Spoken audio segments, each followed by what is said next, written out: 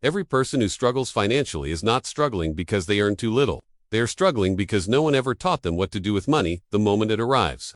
King Solomon did not build one of the ancient world's most documented empires through inheritance or luck. He built it through a quiet system of division that most people alive today have never heard of. While the modern world teaches you to earn more, the ancient world understood something far more powerful. That wealth is not created by the size of the income, but by the structure applied to it the moment it lands. The Shekel system has existed for thousands of years. It was practiced in silence. It was protected by the wealthy, and almost no one is talking about it.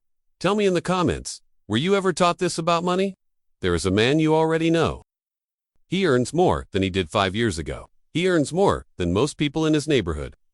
His income has increased 3 times in the last decade, and yet, when the month ends, there is almost nothing left. The number in his account resets. The cycle begins again. He is not reckless. He is not foolish. He does not gamble or waste in obvious ways. He simply earns, spends, and waits for the next payment. Every year, the income grows slightly. Every year, the pressure remains exactly the same. This is not a story about him failing. This is a story about a system that was never given to him. Most people in the modern world believe that wealth is a product of income. Earn enough, and you will eventually become wealthy. Work harder, get promoted, increase the number, and financial security will follow naturally. This belief is so deeply embedded that almost no one questions it. It feels logical. It feels fair. If you produce more, you should accumulate more. The equation seems obvious. But observe what actually happens. A man earns $40,000 a year and struggles. 10 years later, he earns $80,000 a year and still struggles. The income doubled. The stress did not change. The reserves did not appear. The foundation was never built. This pattern repeats across millions of households in every country. It is not a personal failure. It is a structural one. The income grew. The system did not. And this is the first thing that must be understood before anything else. Income is not wealth. Income is a flow. Wealth is a structure. And a flow without a structure disappears, no matter how large it becomes. Now step back from the modern world entirely. Travel to a time when silver was not counted, it was weighed. In ancient Hebrew civilization, money was not paper. It was not digital. It was not abstract. It was physical. Every transaction required a scale. Every trade required measurement.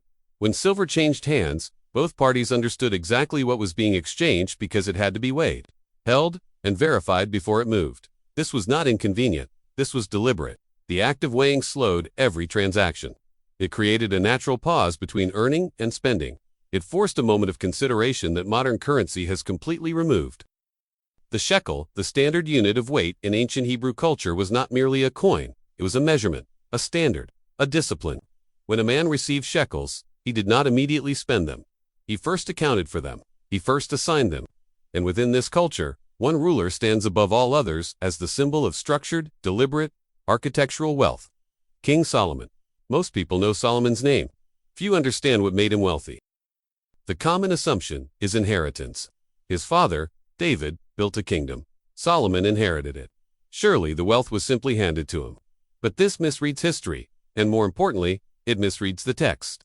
In the first chapter of 1 Kings, Solomon is described as a young ruler who asks not for gold, not for power, not for the defeat of enemies, but for wisdom.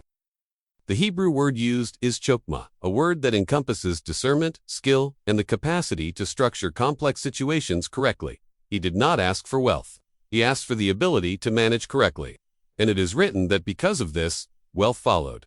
This is not coincidence. It is the oldest documented record of a principle that has been buried beneath centuries of financial noise. Structure precedes wealth. Discipline precedes accumulation. The system must be built before the silver arrives. Now consider what is known about how Solomon's kingdom actually operated. The text describes storehouses. Not just one, many. Specific locations for grain, silver, cedar, and supplies. A structured reserve system that distributed and preserved resources across the entire kingdom. Nothing simply flowed in and disappeared. Everything was received, measured, assigned, and stored with intention. The incoming resources were divided before they were consumed. The system was architectural. It was deliberate. And embedded within this structure is the quiet principle that most wealth conversations never reach. Wealth is not built when money arrives. Wealth is built by what is done with money the moment it arrives. This is the assumption that must be broken before this system makes sense. Because almost every person alive today, regardless of income, is doing the opposite. They receive money and then decide what to do with it. They earn first, they structure later, or they never structure at all. In ancient practice, the division came first. This is what the Shekel system describes. It is not a complex invention. It is not a modern financial product. It is a behavioral structure rooted in one simple principle. Every unit of money must be assigned a role before any of it is spent, not after bills are paid, not at the end of the month, not once spending is finished. Before, the moment income arrives, it is divided. It is separated into categories that serve different purposes, and each category is protected from the others. What is reserved cannot be touched for living expenses. What is designated for growth cannot be borrowed against for leisure. Every portion has a wall around it. This is what the ancient storehouse system represented in physical form. Multiple locations for different purposes. Silver for trade. Grain for reserves. Cedar for building. Nothing mixed. Nothing confused. The modern equivalent is not complicated. It requires no special accounts, no advanced tools, no financial expertise. It requires only one thing, the discipline to divide before spending. And division before spending is something almost no one in the modern world consistently does. Now here is where something important must be said about identity. There are two types of people when it comes to money. And the difference between them is not income. It is not opportunity. It is not education. It is not even intelligence. The difference is behavior. The first type receives money and asks, "What can I do with this?" They see income as spending capacity. The money arrives, and their mind immediately moves toward consumption. What can be purchased? What can be upgraded? What can be enjoyed? This is the spender identity. And the spender identity is not evil or shameful. It is simply reactive. Money arrives, and the response is immediate, impulsive, and consumptor erected. The second type receives money and asks, "How must this be divided?" They see income not as spending capacity, but as raw material that must be structured before it is touched. The money arrives, and before anything else happens, it is separated, assigned, positioned. This is the allocator identity. And the allocator identity produces a completely different financial outcome over time, even on identical income. Most people have never been told that these are two different identities. They have been told about budgets, savings rates, investment strategies, but not about the foundational identity beneath all financial behavior. And here is the uncomfortable observation. If a person has been earning for 10 years and has not built reserves, has not established structure, has not created separation between different financial purposes, then regardless of what they believe about themselves, they have been operating as a spender, not by intention, simply by default. The Shekel system does not work for the spender identity. It requires a different identity to be adopted first. The allocator must exist before the system can function. And the allocator is not a personality type, it is a decision. A repeated decision. A decision made every time income arrives. When ancient families of wealth operated within this framework, something quiet but significant happened over time. The reserves grew, not quickly, not dramatically, slowly, and then with increasing weight. Because when money is divided before it is spent, and when the reserve portion is genuinely protected, meaning it is not touched, not borrowed from, not consumed when the month becomes difficult, something accumulates in the background, without drama, without announcement. In the book of Proverbs, which is attributed to Solomon in the Hebrew tradition, chapter 21 contains a line that has been quoted in religious contexts for centuries but rarely analyzed as financial instruction. Precious treasure and oil are in a wise man's dwelling, not in his income. In his dwelling, his house, his reserve, his preserved store. The treasure is not described as arriving, it is described as residing. It lives there. It is not flowing, it is stored. This is a description of the allocator's reality after years of consistent division. The reserves are not a surprise. They are not the result of a sudden windfall. They are the accumulated product of many months of structured separation. Each one unremarkable, each one quiet, all of them compounding into something that eventually becomes a dwelling's permanent character. But here is what has not yet been said. Here is what the structure alone does not explain. There is a hidden leva within the Shekel system, and it is not the division itself. It is not the categories, or the amounts, or the ratios. It is something that operates beneath all of that, something that makes the system work not just for 1 month or 1 year, but across time, in a way that eventually becomes something far larger than the original income would suggest. This leva is not visible when the system begins. It only becomes visible after patience has been applied for long enough. And it is the reason that two people can follow the same system on the same income and produce completely different results depending on one variable that most people never consider. The system is simple. The leva is hidden, and understanding it changes everything about how wealth is built. There is a family you will never read about in any financial publication. They do not appear on lists. They do not give interviews. Their home is modest by the standards of their income. Their clothing is unremarkable. Their vehicles are functional. When neighbors observe them, there is nothing that signals wealth, no visible display, no obvious marker, no announcement.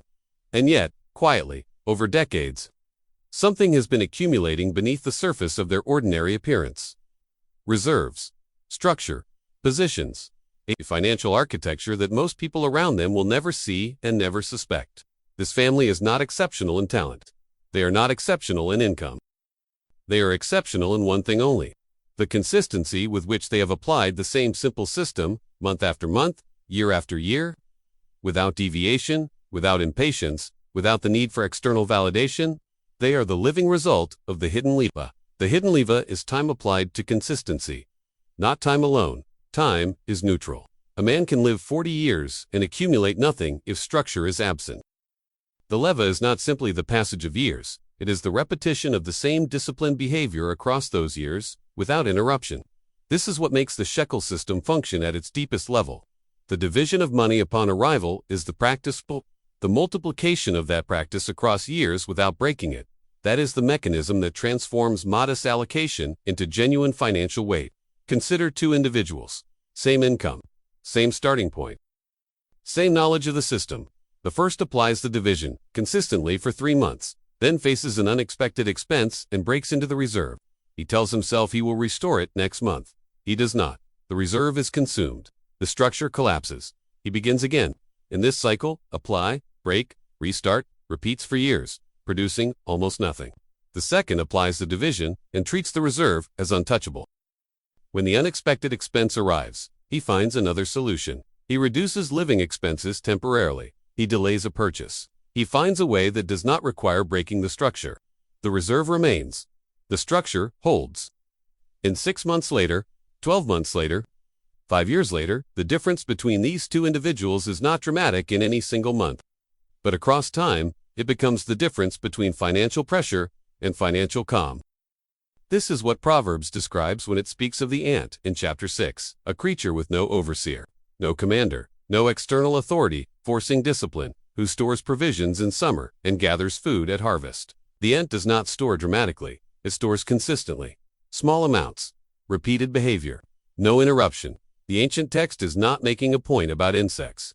It is making a point about the relationship between consistency, patience, and accumulation. The storehouse is not built in one season. It is built across many seasons, each contributing its portion, none of them remarkable alone. Now here is where the modern world creates its most significant damage to wealth building: the culture of speed. There is a widespread belief that wealth requires acceleration, more income sources, faster returns, aggressive growth, constant activity. The language of modern financial culture is saturated with urgency. Move quickly. Scale fast. Optimize everything. Never leave money idle. And this urgency, while it feels productive, is the most effective destroyer of the Shekel system, because structure requires stillness. Reserves require patience. Allocation requires a pause between receiving and spending that urgency fundamentally refuses to allow. When a man is moving too quickly, he cannot divide properly. When a woman is optimizing aggressively, she is already spending the money in her mind before it arrives. Speed collapses the gap between receiving and dividing, the very gap in which structure is built. The ancient world did not move quickly with silver. It weighed it, slowly, deliberately.